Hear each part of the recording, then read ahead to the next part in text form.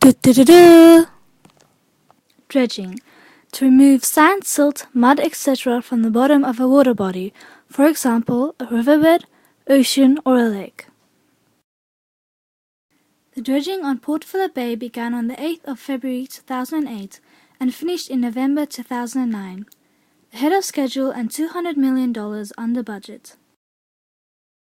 A company called the Royal Bosculus Westminster was hired to do the dredging, and the Queen of the Netherlands was fit for the job.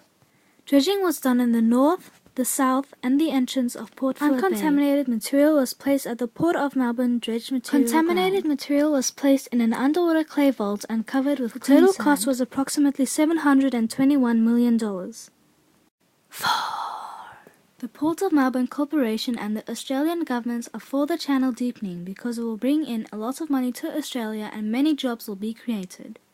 Studies have shown that 40% of ships are not carrying their full load because the water is too shallow. Dredging of the channel will allow these ships to carry their full amount, therefore increasing fuel efficiency.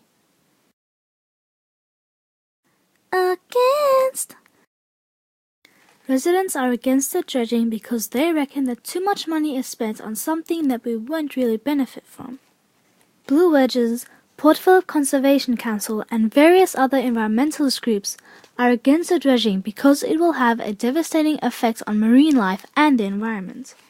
Some experts argue that more is being imported than exported, meaning that there is less jobs and that Australia is not making enough money from international shipping.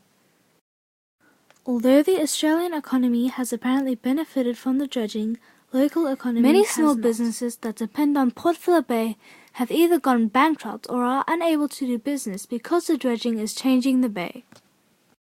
The dredging has made a drastic impact on the environment.